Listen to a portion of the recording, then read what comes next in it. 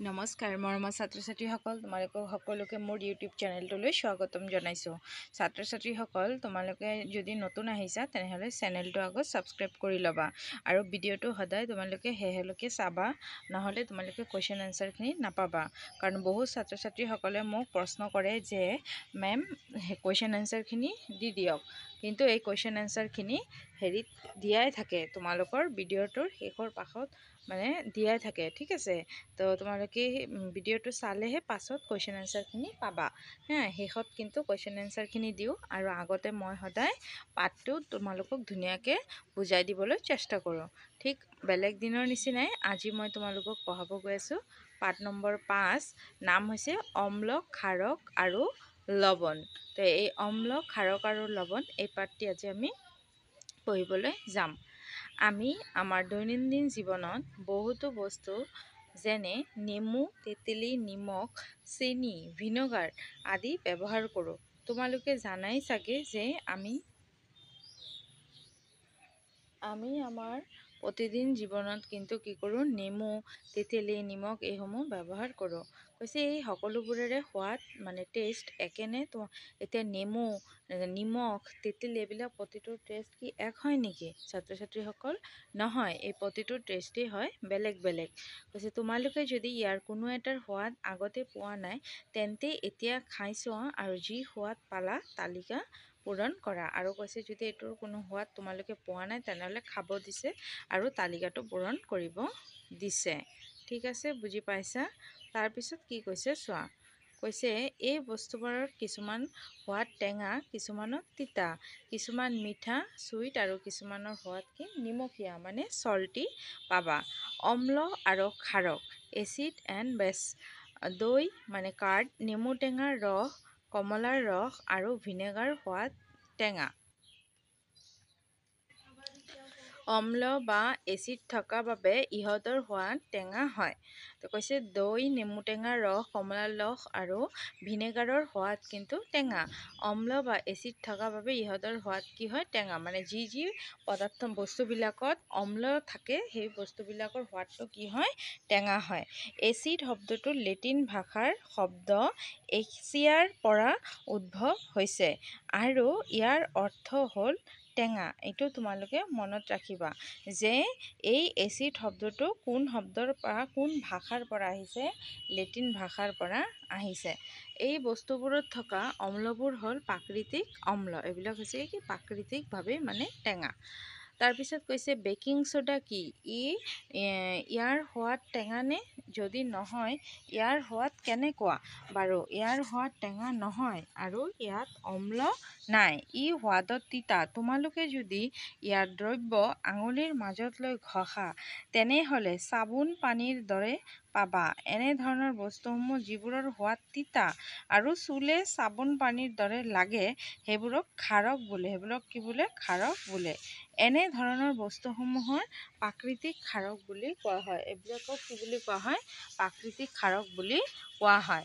যিবোৰৰ সোৱাদ তিতা আৰু চুলে কি হয়? চাবোন পানীৰ দৰে লাগে, সেইবিলাকে হৈছে কি? ক্ষাৰ। ঠিক আছে, এনেধৰণৰ বস্তুসমূহ প্ৰাকৃতিক ক্ষাৰকীয় বুলি কোৱা হয়। এলকালাইন বুলিও কোৱা হয়। কি বুলি কোৱা হয়? ইংৰাজীত এলকালাইন বুলি কয় আৰু অসমীয়াত কি বুলি কয়? প্ৰাকৃতিক ক্ষাৰক বুলি কোৱা হয়। আমি যদি প্ৰত্যেকটো বস্তুৰ সোৱাদ ল'ব নোৱাৰোঁ তেনেহ'লে আমি এইবোৰ প্ৰকৃতি কেনেকৈ জানিব পাৰোঁ বাৰু? আৰু আমি যদি সোৱাদ ল'ব নোৱাৰোঁ তেনেহ'লে এইটো অম্ল নে ক্ষাৰকীয় সেইটো আমি কেনেকৈ জানিম? এইটো তোমালোকক সুধিছে। কৈছে এতিয়া চোৱা কি কৈছে, কোনো এটা পদাৰ্থ আম্লিক নে ক্ষাৰকীয় সেয়া পৰীক্ষা কৰিবলৈ কিছুমান বিশেষ ধৰণৰ দ্ৰব্য ব্যৱহাৰ কৰা হয়। এই দ্ৰব্যবোৰক সূচক বুলি জনা যায়। কি বুলি জনা যায়? সূচক বুলি জনা যায়। যেতিয়া কোনো ক্ষাৰকীয় বা আম্লিক পদাৰ্থ থকা দ্ৰব্যত সূচক যোগ কৰা হয় তেতিয়া সূচকৰ ৰং কালাৰ অফ ইণ্ডিকেটৰ সলনি হয়। হালধি, লিটমাছ, জবা ফুলৰ পাহি আদি কিছুমান প্ৰাকৃতিকভাৱে পোৱা সূচক। ঠিক আছে, কালাৰ অফ ইণ্ডিকেটৰ সলনি হৈ গৈছে। হালধি টাৰ্মিক ইংৰাজীত কোৱা হয় আৰু লিটমাছ আৰু জবা ফুলৰ পাহি পেটেলছ অফ চাইনা ৰ'জ। ঠিক আছে, আদি কিছুমান প্ৰাকৃতিকভাৱে পোৱা এইবিলাক হৈছে সূচক। কৈছে চোৱা, আমাৰ চাৰিওফালে থকা প্ৰাকৃতিক সূচকবোৰ। এতিয়া লিটমাছটো এবিধ সূচক, লিটমাছ সম্পৰ্কে আমি পঢ়িম। এবিধ প্ৰাকৃতিক ৰঞ্জন, সাধাৰণতে ব্যৱহাৰ হোৱা এবিধ প্ৰাকৃতিক সূচক নেচাৰেল ইণ্ডিকেটৰ হ'ল লিটমাছ। ইয়াক ছত্ৰাক শৈবালৰ পৰা আহৰণ কৰা হয়। ক'ৰ পৰা আৰম্ভ কৰা হয়? ছত্ৰাক শৈবালৰ পৰা আৰম্ভ কৰা হয়। পাতিটো পানী ডিষ্টেল ৱাটাৰত ইয়াৰ বৰণ বেঙুনীয়া ভাইলেট হয়, আৰু মানে ডিষ্টেল ৱাটাৰত এইটোৰ ৰংটো কি হয়? ভাইলেট হয়। আম্লিক দ্ৰব্যত এচিডিক সলিউশ্যন ইয়াক মিহলাই ইয়াৰ ৰং ৰঙা হয়। মানে যিটো লিটমাছ, এই লিটমাছত যদি তোমালোকে অম্লজাতীয় দ্ৰব্য মিহলাই দিয়া, মানে ধৰি লোৱা টেঙা জাতীয় বস্তু বা তেঁতেলী এনেকুৱা বস্তু যদি মিহলাই দিয়া, তেতিয়া লিটমাছৰ ৰংটো কি হৈ যাব? ৰঙা হৈ পৰিব। এতিয়া তোমালোকে ধৰা ছাত্ৰ ছাত্ৰীসকল কোনো এটা বস্তুৰ এইটো টেঙা নে খাৰ এইটো তোমালোকে নাজানা, তেতিয়া তোমালোকে এইটো কি দি পৰীক্ষা কৰি চাব পাৰে? লিটমাছ দি চাব পাৰা। যদি লিটমাছত দিয়াৰ লগে লগে এইটো ৰঙা ৰং হৈ যায়, তেতিয়া তোমালোকে বুজিবা এইটো কি হয়? আম্লিক দ্ৰব্য হয়। আৰু কৈছে ক্ষাৰকীয় দ্ৰব্যত এলকালাইন সলিউশ্যন নীলা হয়। আৰু যদি তোমালোকে দেখা সেই পদাৰ্থৰ ৰংটো কি হৈ গৈছে, তোমাৰ সেই পদাৰ্থৰ ৰংটো হৈ গৈছে নীলা। যদি নীলা হৈ যায়, তেতিয়া তোমালোকে কি গম পাবা? নীলা হ'লে বুজি পাবা যে সেইটো হৈছে ক্ষাৰকীয় দ্ৰব্য। যেতিয়াই নীলা হৈ যাব, তেতিয়া কি বুজি পাবা? ক্ষাৰকীয় দ্ৰব্য। ঠিক আছে। যেতিয়া তোমালোকে ৰঙা হ'লে কি? অম্ল। আৰু যেতিয়া নীলা হ'ব, তেতিয়া হ'ব কি? ক্ষাৰকীয়। এতিয়া বুজি পালাতো? যদি লিটমাছত দিয়াৰ লগে লগে বস্তুটোৰ ৰং কি হৈ যায়? নীলা, মই বাৰে বাৰে কৈ দিছোঁ, তেতিয়া হ'ব কি? ক্ষাৰকীয় দ্ৰব্য। আৰু যদি হৈ যায় ৰঙা, তেতিয়াহ'লে কি হ'ব? আম্লিক দ্ৰব্য। ঠিক আছে। তাৰপিছত কি কৈছে চোৱা, এই লিটমাছ কাগজ সাধাৰণতে ৰঙা আৰু নীলা ৰঙৰ হয়। এই দুই ধৰণৰ কাগজ, এটা হৈছে ৰেড আৰু ব্লু, দুই ধৰণৰ কাগজ পোৱা যায়। এয়া ইয়াত তোমালোকক দেখাবৰ কাৰণে দিও দিছে, দেখিছানে? এই এ নম্বৰটো দিছে শৈবাল, তাৰপিছত এয়া ৰঙা, আৰু এ নম্বৰ দিছে ছত্ৰাক শৈবাল, বি নম্বৰ হৈছে ৰঙা, আৰু এইটো হৈছে কি? নীলা লিটমাছ কাগজ, red and blue litmus paper. এই 5.1ত এই দুইটা চিত্ৰত তোমালোকে ধুনীয়াকৈ বুজাই দিছে। এই কথাখিনি খালি মনত ৰাখিবা। ঠিক আছে? কোনটোত দিলে কি ৰং হয়। তাৰপিছত কি চোৱা, কৈছে যে প্লাষ্টিকৰ কাপ। এতিয়া তোমালোকক এটা পৰীক্ষা কৰিব দিছে। এই পৰীক্ষাটো ধুনীয়াকৈ তোমালোকে কৰি চাব পাৰা। কি কৈছে চোৱা, কৈছে প্লাষ্টিকৰ কাপ বা পৰীক্ষা নলী গিলাচ এটা নেমুৰ ৰসৰ সৈতে অলপ পানী মিহলোৱা। এটা প্লাষ্টিকৰ কাপত অলপ নেমুৰ ৰস লৈ পেলাই তাত কি কৰিবা? অলপ পানী মিহলাই দিবা। ড্ৰপাৰৰ সহায়েৰে ওপৰৰ দ্ৰব্যৰ টোপাল এটা ৰঙা লিটমাছ কাগজৰ টুকুৰাত পৰিবলৈ দিয়া। তোমালোকে এটা ড্ৰপ ল'বা, আৰু ড্ৰপাৰটো লৈ পেলাই কি কৰিবা? সেই যে গ্লাছত যে তোমালোকে নেমু পানীটো যে মিহলা, সেই নেমু পানী এটোপালমান ল'বা। লৈ পেলাই তোমালোকে কি কৰিবা? ৰেড লিটমাছ মানে ৰঙা কাগজটোৰ ওপৰত এটোপাল নেমু পানী পেলাই দিবা। ঠিক আছে। এতিয়া ৰঙাৰ কিবা পৰিৱৰ্তন হ'লনে? সেই ৰঙা কাগজটো চাবাচোন, কিবা পৰিৱৰ্তন হয়নে? একেটা পৰীক্ষা পুনৰ তুমি আকৌ নীলা লিটমাছত পেলাই দিবা কাগজত। ৰঙা যদি কিবা পৰিৱৰ্তন হৈছে, তাক লিখি ৰাখা।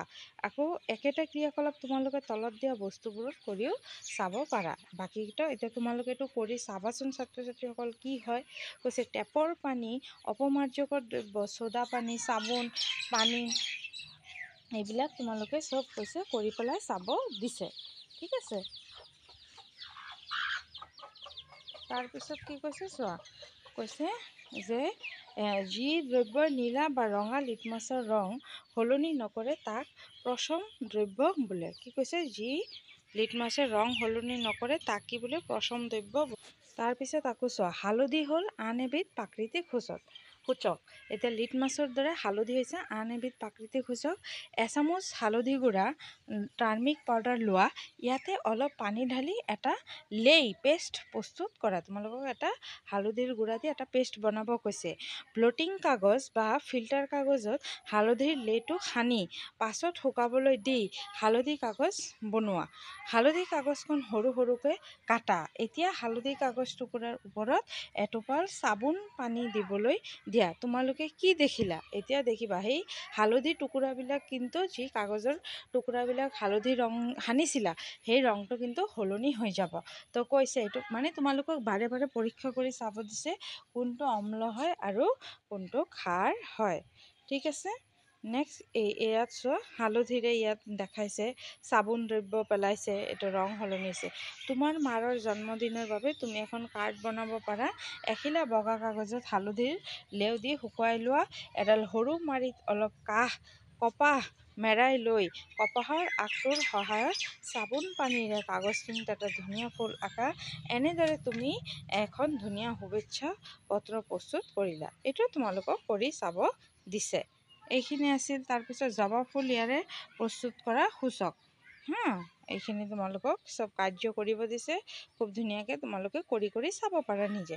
তাৰপিছত নেক্সট কি কৈছে, ৰঙীন হোৱালৈকে মিশ্ৰণটো কিছু সময় থৈ দিয়া। ৰঙীন পানীখিনি সূচক হিচাপে ব্যৱহাৰ কৰা।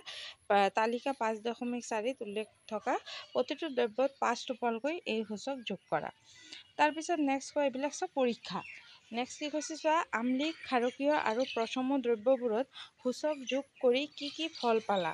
জবা ফুলৰ সূচকে চিত্ৰ 5.3 আম্লিক দ্ৰব্য ডাঠ গুলপীয়া বৰণলৈ আৰু ক্ষাৰকীয় দ্ৰব্যক সেউজীয়া বৰণলৈ পৰিৱৰ্তন কৰে।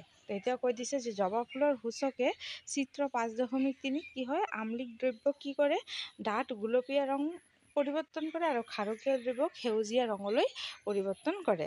এইখিনি আৰু আকৌ এটা এক্টিভিটি দিছে 5.4। এই এক্টিভিটিটো তোমালোকে কৰি চাব পাৰা। এইটো তোমালোকে নিজে নিজে কৰিবা। ঠিক আছে ছাত্ৰ ছাত্ৰীসকল, এতিয়া মই অলপ তোমালোকক প্ৰশমনৰ সম্পৰ্কে পঢ়াম।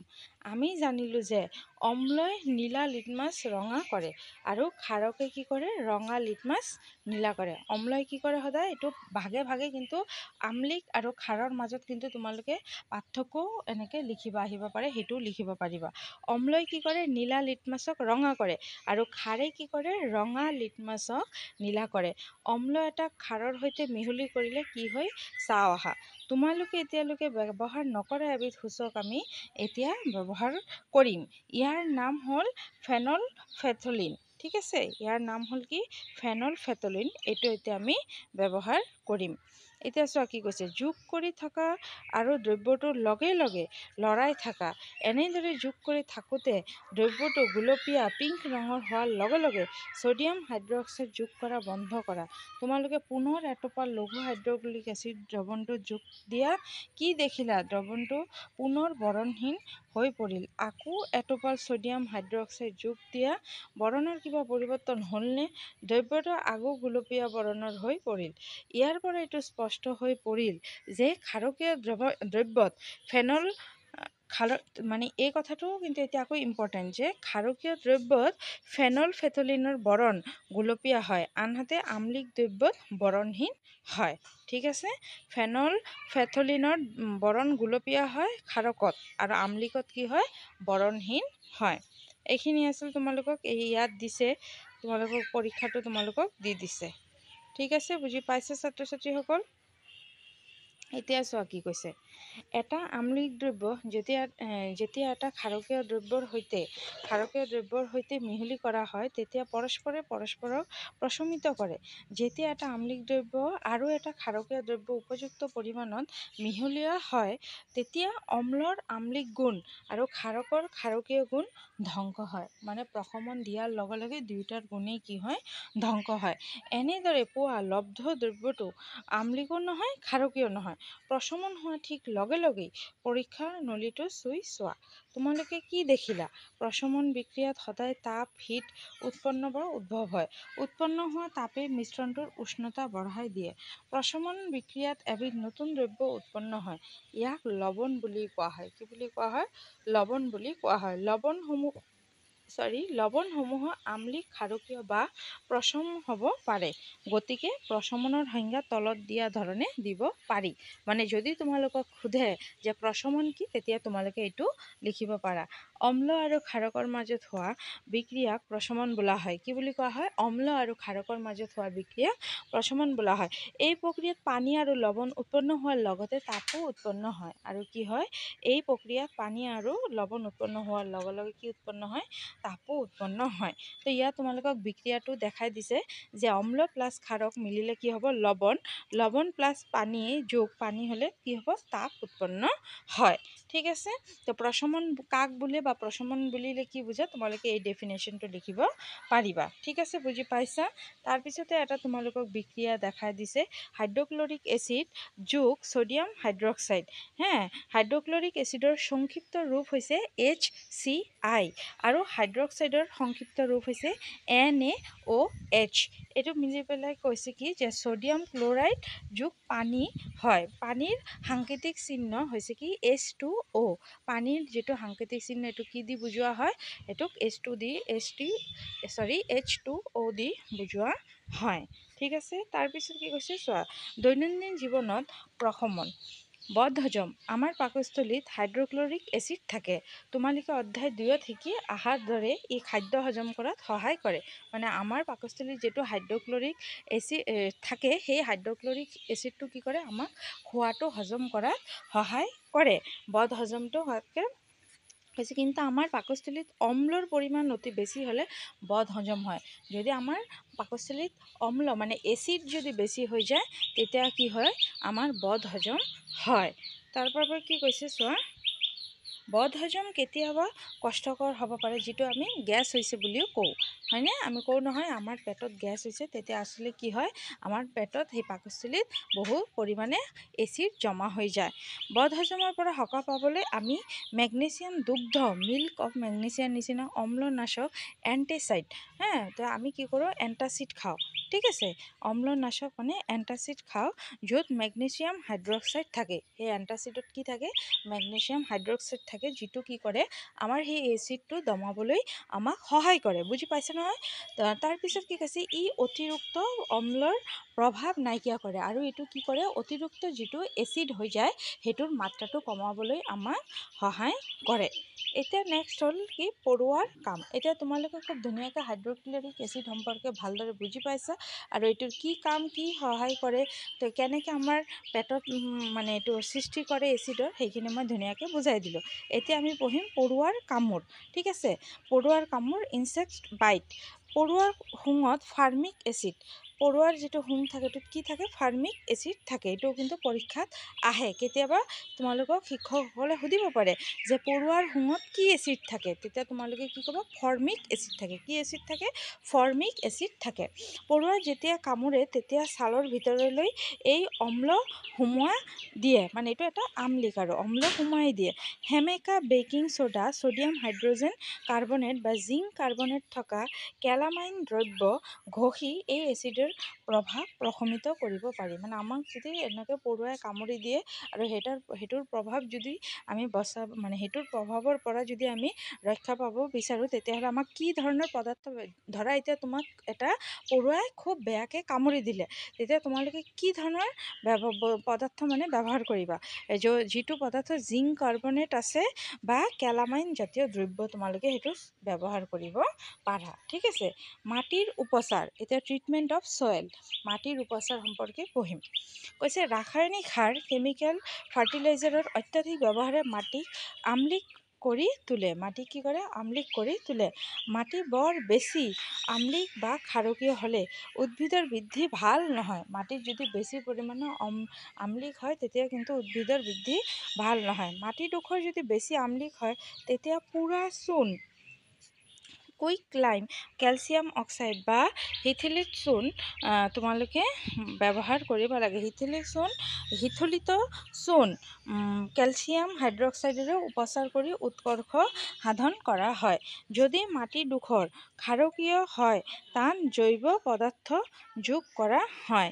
জৈৱ পদাৰ্থই অম্ল এৰি দিয়ে, যিয়ে মাটিৰ ক্ষাৰকীয় গুণ প্ৰশমিত কৰে। কি কৰে? ক্ষাৰকীয় গুণ প্ৰশমিত কৰে। নেক্সট আহিলে কাৰখানাৰ আৱৰ্জনা। বহুতো কাৰখানাৰ আৱৰ্জনাত অম্ল থাকে। বহুতো কাৰখানাৰ আৱৰ্জনাত কি থাকে? অম্ল থাকে। যদি এই আৱৰ্জনাসমূহক জলাশয়লৈ বৈ যাব দিয়া হয়, তেনেহ'লে এই অম্লই পানীত থকা মাছ আৰু অন্য জীৱ ধ্বংস কৰে। সেয়েহে কাৰখানাৰ আৱৰ্জনাসমূহক ক্ষাৰকীয় দ্ৰব্য মিহলাই প্ৰশমিত কৰা হয়। সেইকাৰণে কি হয়? ক্ষাৰকীয় দ্ৰব্য মিহলাই প্ৰশমিত কৰা হয়।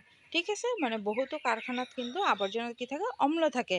আৰু যদি এই আৱৰ্জনাসমূহ জলাশয়লৈ যায়, তেনেহ'লে কি হ'ব? অম্লই পানীত থকা মাছ আৰু অন্যান্য জীৱসমূহ ধ্বংস কৰিব, হয়নে নাই? পানীত যিসমূহ মাছ চাছ আছে সেইবিলাক চব ধ্বংস কৰিব। সেয়েহে কাৰখানাৰ আৱৰ্জনাসমূহত কি কৰা হয়? ক্ষাৰকীয় দ্ৰব্য মিহলাই দিয়া হয়, যাতে সেইবিলাক বৈ গৈ পানীত থকা জীৱসমূহৰ কোনো ধৰণৰ ক্ষতি সাধন নকৰে। ঠিক আছে, আৰু এইখিনি আছিল তোমালোকৰ পাঠৰ বিষয়বস্তু। আৰু মই তোমালোকক খুব ধুনীয়াকৈ পাঠটো পঢ়াই আৰু বুজাই দিবলৈ চেষ্টা কৰিলোঁ। আৰু পাঠত যিখিনি প্ৰশ্ন উত্তৰ আছে গোটেইখিনি মই তোমালোকক দি দিছোঁ ছাত্ৰ ছাত্ৰীসকল। এই প্ৰশ্ন উত্তৰখিনি খুব ধুনীয়াকৈ তোমালোকে নিজৰ বহীত লিখি ল'বা। এই অনুশীলনীৰ গোটেইখিনি প্ৰশ্ন উত্তৰ মই দি দিছোঁ। আৰু ভিডিঅ'টো চোৱাৰ বাবে তোমালোকক অসংখ্য ধন্যবাদ।